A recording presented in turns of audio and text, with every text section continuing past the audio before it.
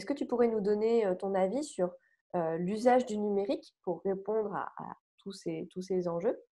Et encore une fois, j'en reviens toujours à cette question de frein,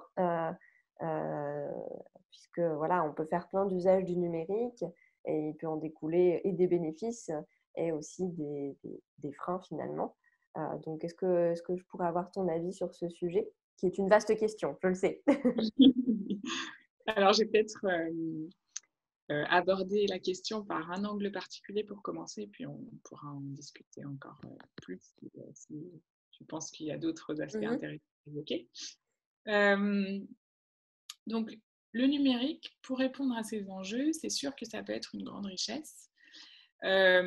Donc, d'une part, pour les aspects de motivation et d'engagement qu'on évoquait, qui sont quand même extrêmement importants, mais aussi parce que, et c'est un autre aspect qu'on n'a pas du tout évoqué jusqu'à présent, le numérique peut permettre de s'adapter aux besoins de l'enfant, aux besoins en termes d'apprentissage, j'entends.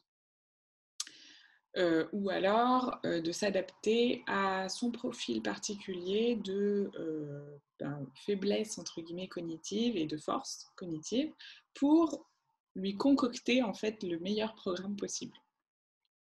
Et ça, donc le fait de pouvoir concevoir des solutions individualisées, c'est une énorme opportunité que nous offre le numérique et qui est à saisir. Je pense que ça va être une des grandes opportunités du XXIe siècle. Un exemple, c'est justement toujours dans le contexte de l'apprentissage de la lecture. Comme on sait, en fait, apprendre à lire, c'est le résultat d'un processus d'apprentissage qui est complexe et qui fait appel à de nombreuses compétences cognitives. Tous les enfants ne sont pas égaux face à ce défi.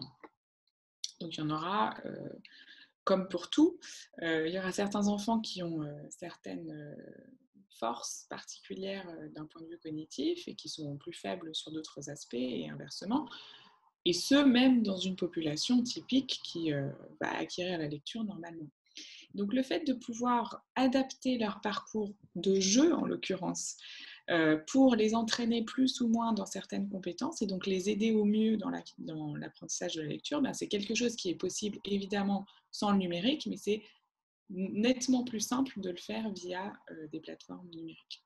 Donc ça peut être voilà, une des clés, je pense, que le numérique nous offre pour répondre à tous ces enjeux, c'est vraiment cette clé des solutions individualisées.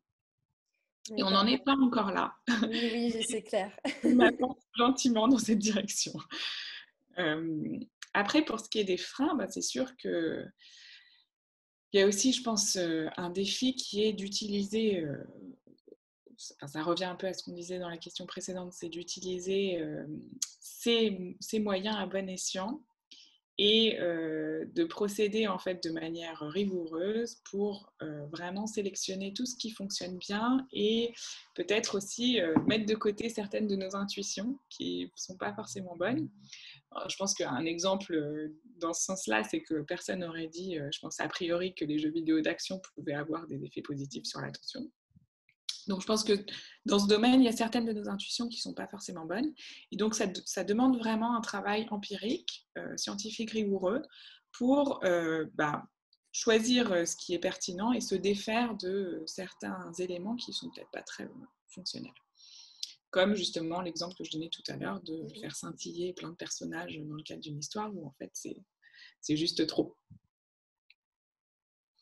Donc, pour reprendre un peu ce que tu as dit, au-delà du bénéfice sur le vouloir apprendre, on peut utiliser le numérique dans des perspectives de différenciation pédagogique, pourquoi pas de remédiation aussi, voilà, personnalisée en fonction des forces et faiblesses de chaque enfant. Et les numériques peuvent aider à identifier justement aussi ces forces et faiblesses en amont d'une remédiation. Ce qui serait génial, c'est que pas là maintenant, parce que ça nécessite de réfléchir un petit peu, mais que tu donnes 2-3 ressources que tu trouves vraiment pertinentes sur le sujet.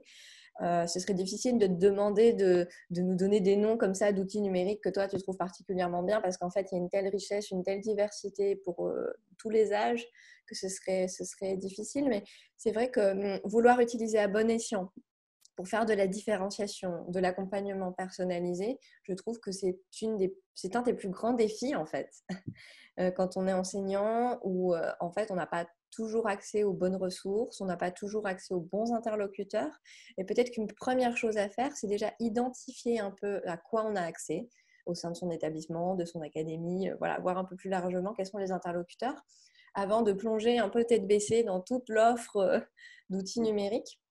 Ça, je trouve que voilà, c'est quelque chose qui n'est pas évident. C'est peut-être finalement une sorte de frein aussi. C'est le panel de choix. Et c'est pas évident d'aller faire après le tri, sauf si on fait pas un usage de plein d'outils et après on sélectionne. Mais voilà, ça veut dire prendre du temps.